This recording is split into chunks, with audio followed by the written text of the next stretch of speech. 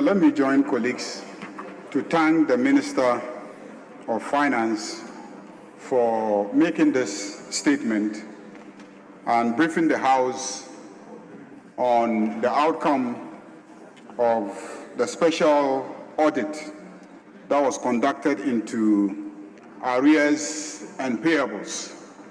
So, Speaker, it is part of our record that the Minister last year did indicate that he was holding on to paying some claims because he wanted to conduct a special forensic audit to validate the payments.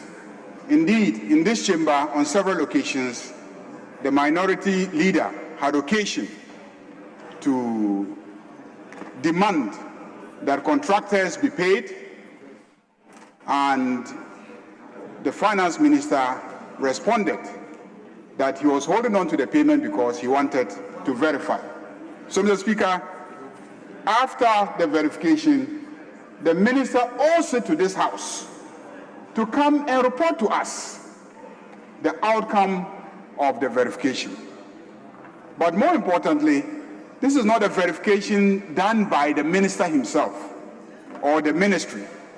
It is an exercise undertaken by the Auditor-General, supported by consultants that they engaged. And we all know that by law, the Auditor-General can engage private consultants to assist in carrying out audit exercises.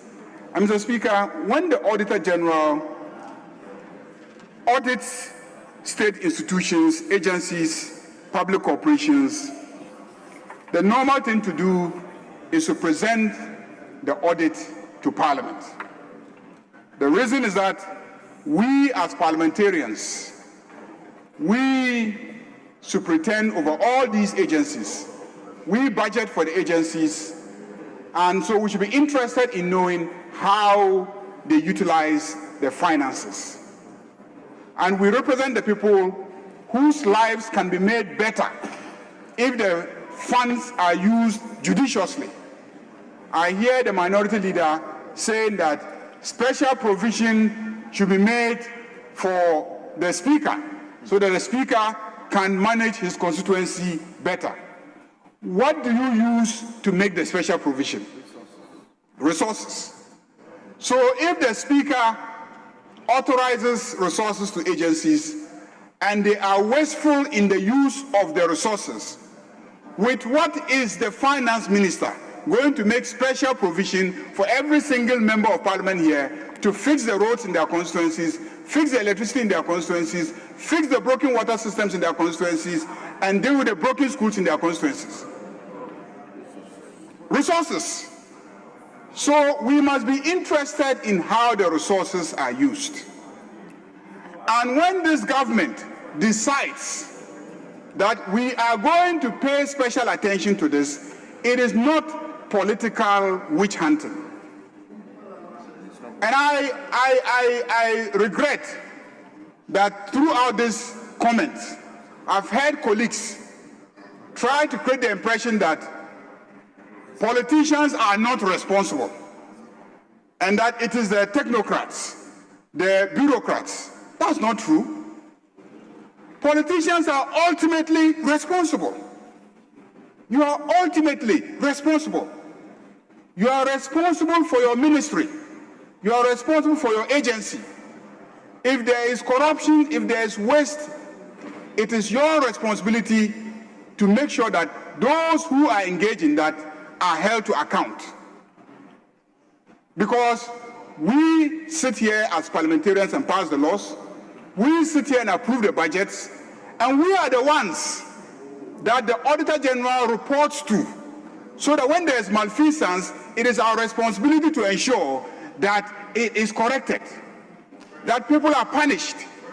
So, Mr. Speaker, this report that has been presented to us is a very serious indictment of events that occurred in the past 4 years. Very serious indictment. I was in this chamber when the Minister for Agriculture came here and told us that there was a dry spell in the north of Ghana and that we needed to buy food. They needed to buy food. The budget was humongous. The budget was humongous. And we gradually approved it. Because we were very sure that there was no way that these food items will arrive at a time when the communities will need it. So we approved the amount. Today we are told that some contractors who took the contracts for 35,000 metric tons, ended up supplying barely 10,000 metric tons. And they were paid. Mr. Speaker, the point I'm making is this, that we in this House cannot gloss over those matters. If there's an audit report that indicts anybody, without fear or favor, let's hold that person to account. This president, under John Dramani Mahama, is determined to root out corruption. Whether it is corruption by the public servants, by the bureaucrats, by the civil servants, or even by politicians, let us deal with it decisively. I agree with you that we have heard this so many times. This is why this should be the last time we are hearing it. And it will be the last time that we are hearing it, because we will set up a special committee. And that committee will look into everything that has been reported on by the Auditor-General. We will invite all the parties who are involved. We will verify everything that the Auditor-General has discovered. And we will make sure, this Parliament will make sure, that everybody who is indicted in this audit report is held accountable. That has to happen. I don't understand how you can be defensive of a report like this. Indeed, it should excite your curiosity. You should want to know more. You should want us to go into it and to establish indeed that this happened, and it happened in the Republic of Ghana, so that we can fix it and let this Parliament go down in history as the Parliament that stood firmly and fixed the rot in the system. We must encourage the Minister for Finance. We should not politic it. How can you get up and say that this report is being presented because we have a problem with cocoa pricing in the country? How could you ever say that? How could you ever say that? A report that was mentioned in 2025 by the Minister of Finance that he was undertaking, and the report is ready and he's presenting it, and you say that it is because of cocoa prices? And is the cocoa prices a problem of only Ghana? We asked you to go next door to Ivory Coast. We asked you to go next door to Ivory Coast so that you will find out if the cocoa crisis is only in Ghana. It's a global affair. Prices have slumped. And therefore, countries must adjust to their promises. Go all over the world and check the prices. This report could not have been presented to divert attention from cocoa farmers' issues. Indeed, Mr. Speaker, the incapacity of the economy to support cocoa farmers is because of the massive looting that occurred. Because of the massive looting that occurred. According to the auditor's report. Mr. Speaker, according to this report, billions of Ghana cedis cannot be accounted for. How much do we need to pay the cocoa farmers? How much do we need to pay the cocoa farmers? In the face of billions of Ghana cedis, that cannot be accounted for. Mr. Speaker, indeed, looking into how our monies were squandered is a responsibility that we owe to the cocoa farmer. Because that money came from the sweat of cocoa farmers. That money came from the sweat of cocoa farmers. And so when they sweat, and then we sell the cocoa, and we receive the proceeds, and we squander it in these wasteful manners, we do a great disservice to the cocoa farmers. And so anybody who pretends to be concerned about cocoa farmers must be concerned about how the money is used. How the money is used. So, Mr. Speaker, I will support the call on this Parliament to set up a special committee pursuant to Order 262 of our standing orders. Mr. Speaker,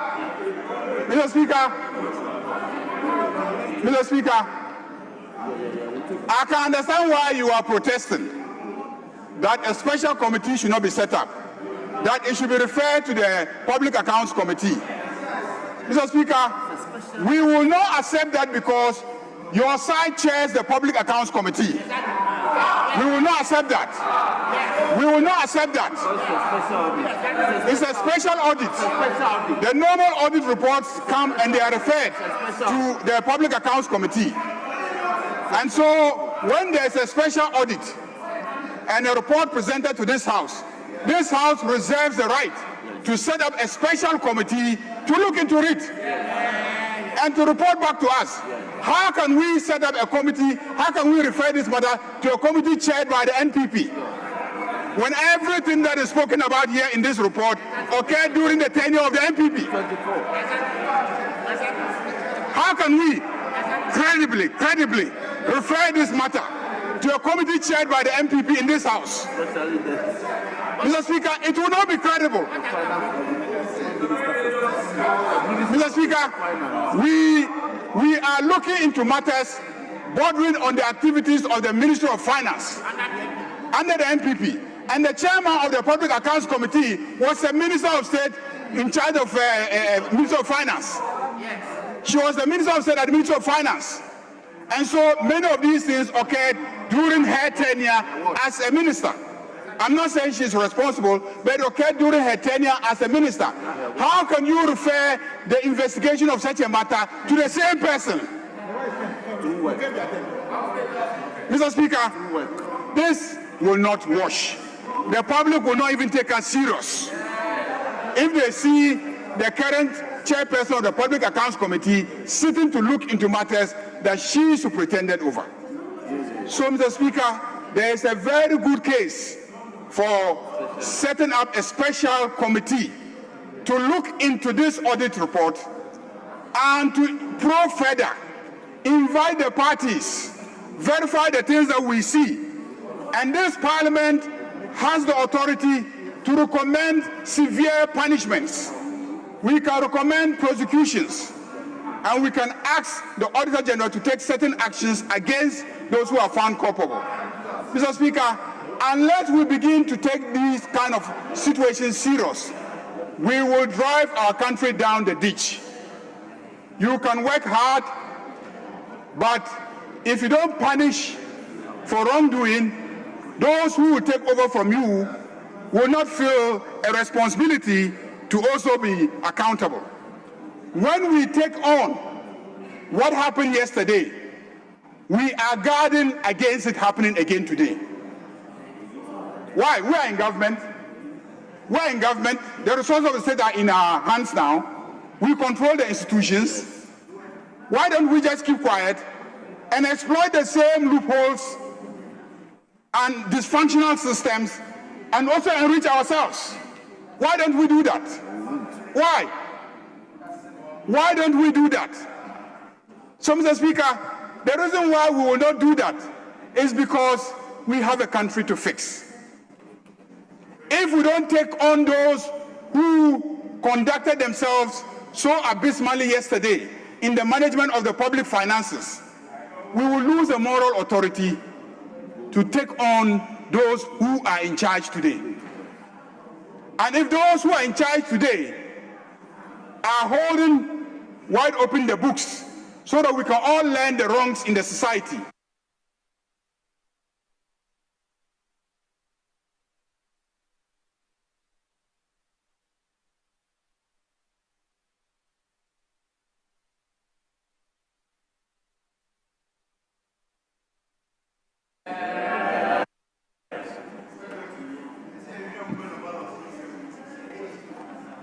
Minority Leader, you have your bite.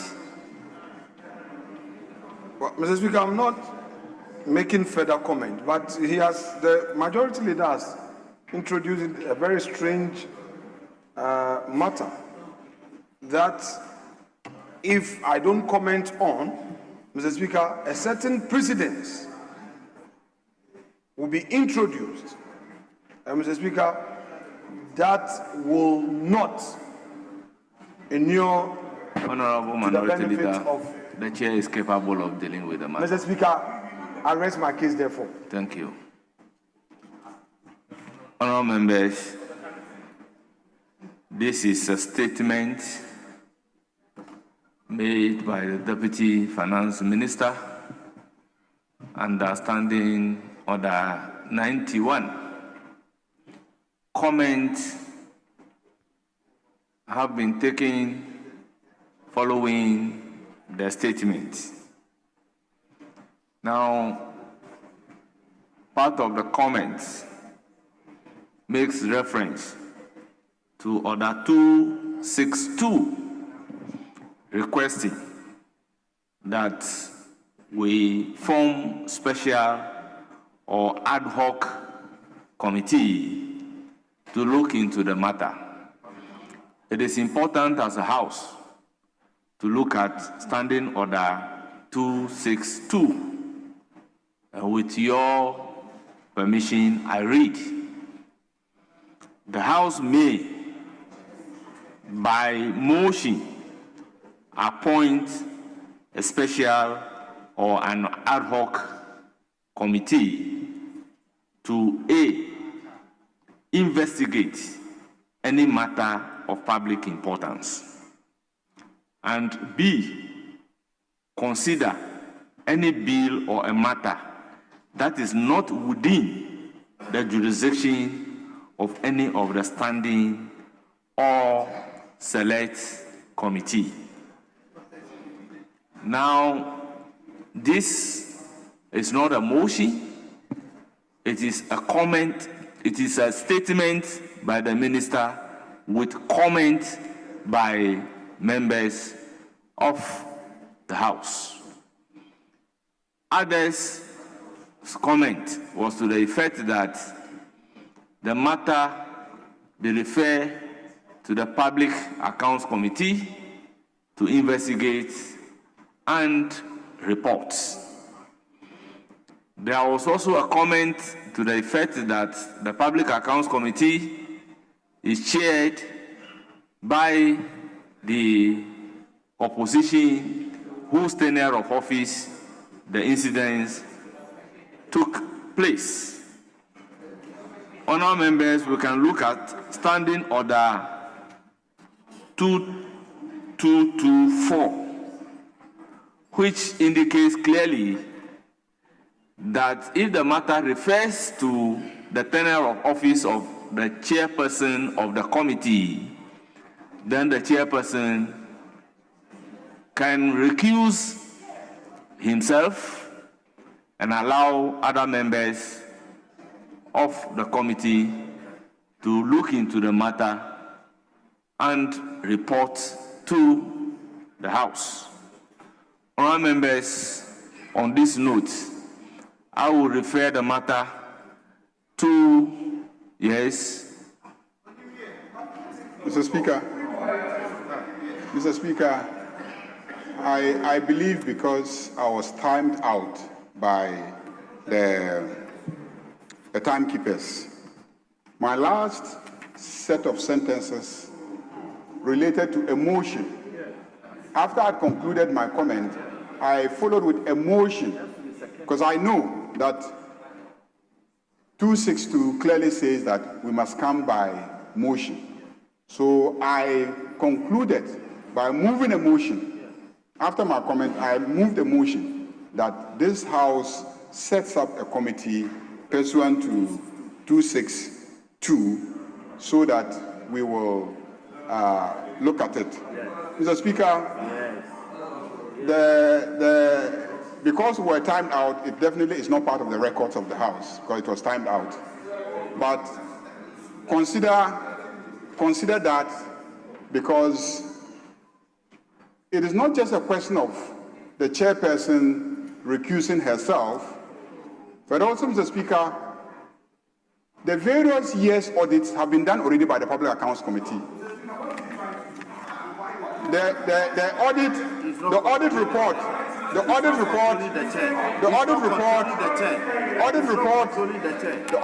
of 2021, 2022, 2023, all those reports have already gone to the Public Accounts Committee, and they have worked on them. So, when you have Majority Leader, worked on a special area, and then this is a special one, because the special audit report, let's set up a special committee. Honourable Member, you know Standing Order 101. A motion, there must be a notice of it. Clearly. Honourable Members, to continue, Standing Order 2294, and I read, where a matter for consideration before the committee relates to the period of administration of the party of the chairperson of the committee, the ranking member of the committee shall be the chairperson for the consideration of that matter. That is what Order 2294 is saying. So accordingly, I'll refer the matter to the Public Accounts Committee to investigate and report to the House within 3 weeks.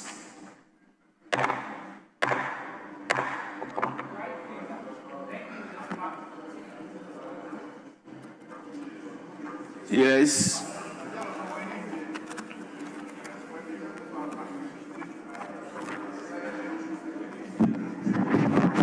Honourable members, let me read a message from the Speaker.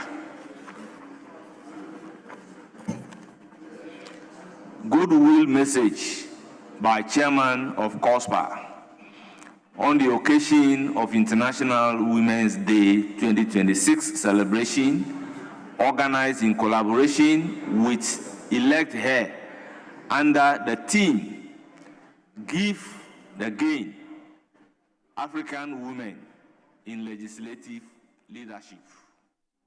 So you have a majority leader in the concluding argument following a special audit by the Finance Ministry looking into some contracts that have been awarded, raising concerns about some fractions and other issues pertaining to some discrepancies with contracts awarded. The House debated the matter and has been subsequently sent to the Public Accounts Committee for further deliberations. We are still watching Channel One TV. We have the news feed coming up pretty shortly. Don't go away.